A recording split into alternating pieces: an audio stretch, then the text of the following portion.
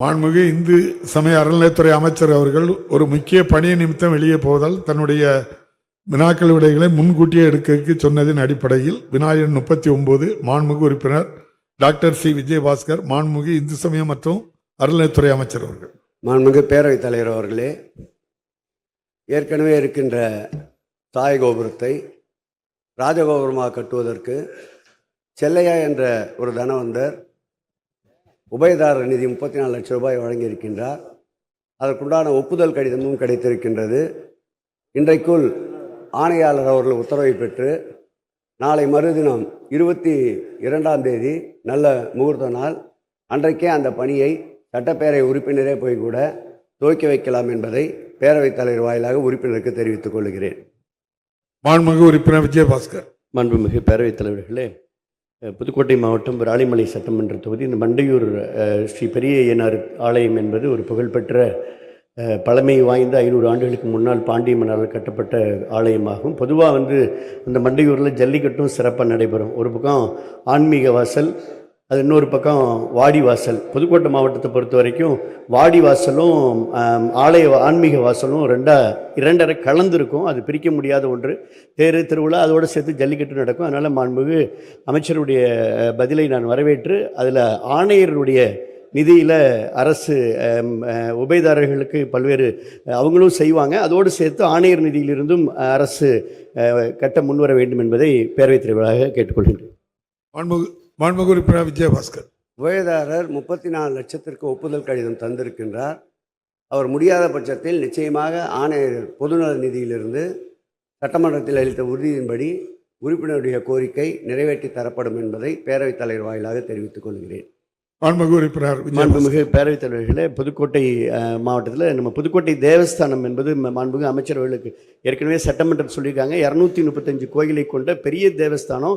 1,10,000 ஏக்கரை குத்தகை கொடுத்த கோயில். அதில் பொதுவாக நம்ம புதுக்கோட்டை திருவப்பூர் முத்துமாரியம்மன்லேருந்து விராலிமலை முருகன் கோயிலிருந்து கொன்னையூர், நார்த்தமலை, விருதரப்பட்டி என பல்வேறு கோயில்கள் எல்லாம் சிறப்பு வாய்ந்த கோயில்லாம் அதில் அடக்கம். திருமணஞ்சேரியிலேருந்து, திருமயத்திலேருந்து, ஆலங்குடியிலேருந்து எல்லாமே அடக்கம். இதில் என்ன முக்கியமான விஷயம்னா, இது இன்றைக்கு வரையும் ஈஓ நிர்வகித்து வருகிறார். இதை இவ்வளோ பெரிய வருமானம் வரக்கூடிய மாபெரும் புதுக்கோட்டை தேவஸ்தானம். இதற்கு நீங்கள் ஜேசி அளவிலான இணை ஆணையர், துணை ஆணையர் நிலை உயர்வு தருவதற்கு அரசு தேவையான நடவடிக்கை எடுக்க வேண்டும் என்பதையும், விராலிமலை சுப்பிரமணிய சுவாமி முருகன் கோயிலுக்கு ஒரு முழு நேர ஈஓவை நிர்வகிக்க அரசாணை வழங்க வேண்டும் என்பதை மாண்புமிகு அமைச்சர் முன்வரார் என்பதை அறிய விரும்புகின்றேன். மாண்புமிகு அமைச்சர்.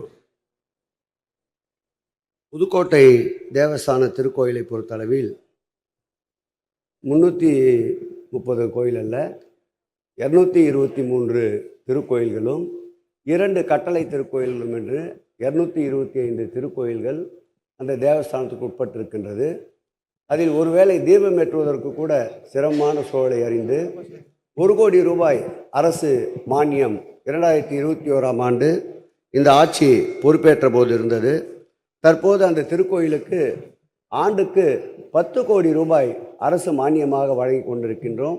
இதுவரையில் புதுக்கோட்டை தேவஸ்தான திருக்கோயிலுக்கு மாத்திரம் அரசு மானியமாக வழங்கியிருக்கின்ற தொகை 29 கோடி ரூபாய்.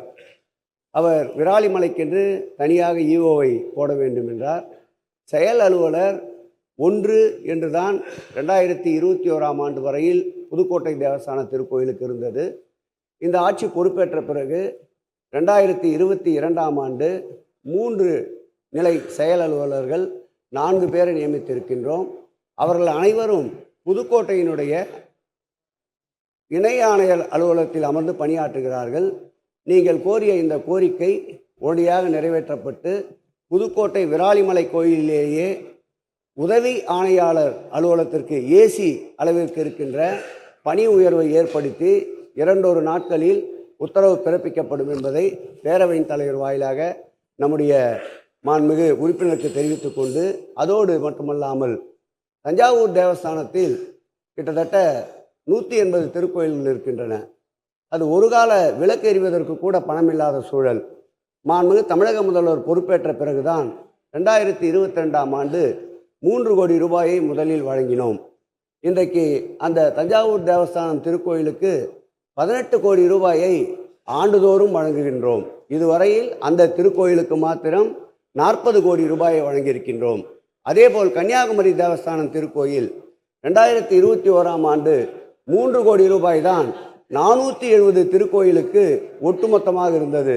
அங்கே பணியாற்றுகின்ற பணியாளர்களுக்கு கூட 2000-3000 ரூபாய் என்று சம்பளம் இருந்த நிலையில் மாண்புமிகு முதலமைச்சர் அவருடைய கவனத்திற்கு கொண்டு சென்றவுடன் படிப்படியாக உயர்த்தி இந்த ஆண்டு 18 கோடி ரூபாய் ஆண்டுதோறும் மானியம் என்று அறிவித்திருக்கின்றார்.